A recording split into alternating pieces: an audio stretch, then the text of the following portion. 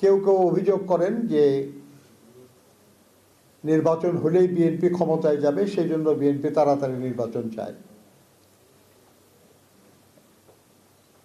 দেশের সবচেয়ে জনপ্রিয় রাজনৈতিক দল হিসাবে অবশ্যই বিএনপির রাষ্ট্র পরিচালনার দায়িত্ব পাওয়ার সম্ভাবনা আছে, উজ্জ্বল সম্ভাবনা আছে। কিন্তু সেই কারণে আমরা নির্বাচন চাই নাই। আমরা দীর্ঘ 16 বছর ধরে আমরা স্বৈরাচারী সরকার, যেটা পরবর্তীতে ফ্যাসিবাদী সরকারে পরিণত হয়েছিল, সেই সরকারের পতন চেয়েছি, দেশে গণতন্ত্র পুনঃপ্রতিষ্ঠা চেয়েছি। আমরা যে এক দফা দাবির আন্দোলন করছিলাম সেটা ছিল ফ্যাসিস্ট সরকারের পতন এবং নির্দলীয় নিরপেক্ষ সরকারের অধীনে জাতীয় সংসদের নির্বাচন। 2024 সালের জুলাই আগস্টের গণঅভ্যুত্থানের মাধ্যমে আমরা ফ্যাসিস্ট সরকারকে বিদায় করতে পেরেছি,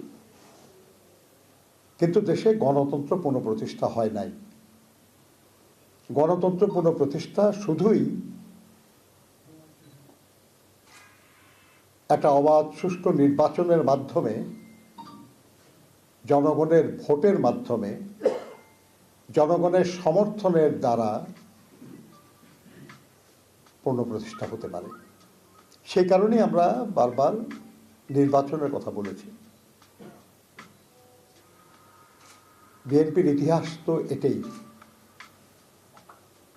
আমরা একদলীয় বাকশাল শাসনের অবসান করে বহুদলীয় গণতন্ত্র ফিরে পেয়েছি বিএনপির প্রতিষ্ঠাতা শহীদ রাষ্ট্রপতি জিয়াউর রহমানের হাত ধরে।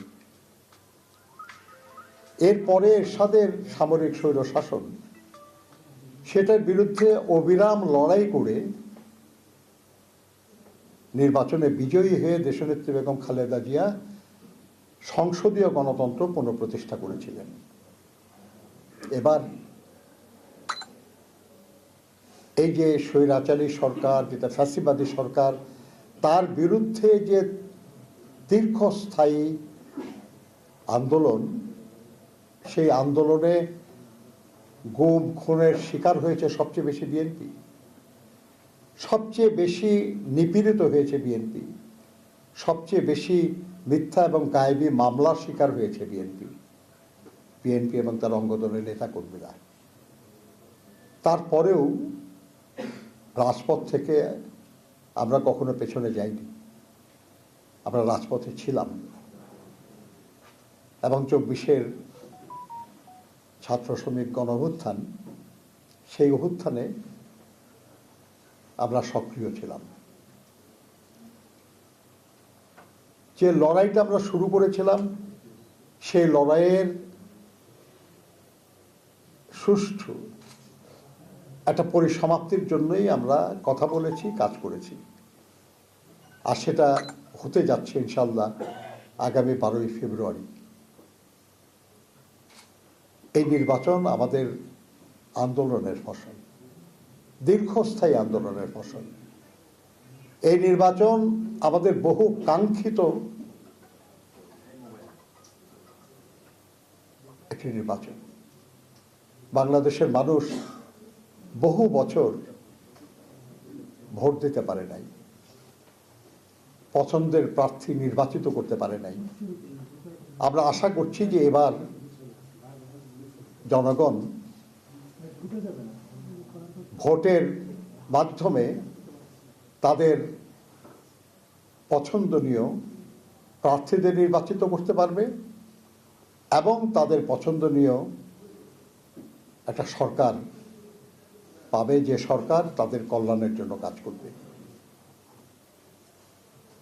কাজেই এই নির্বাচনটা যাতে অবাধ সুষ্ঠু হয়, এই নির্বাচনটা যাতে শান্তিপূর্ণ হয়, এই নির্বাচনে যেন সত্যি সত্যি আমাদের জনগণ তাদের মত প্রকাশ করতে পারেন, সেই লক্ষ্যেই আমাদের কাজ। আমাদের নেতা জনাব তারেক রহমানের নেতৃত্বে আমাদের দল এই কাজটি করছে। সেই কাজের একটা অংশ আমাদের উপর অর্পিত হয়েছে। আমরা আমাদের যে অংশ সেটা আমাদের সহকর্মীরা আছেন তাদের সবাই নিয়ে সম্মিলিতভাবে আমরা সেটা পালন করার সিদ্ধান্ত নিয়েছি। আমরা আপনাদের সহযোগিতা চাই।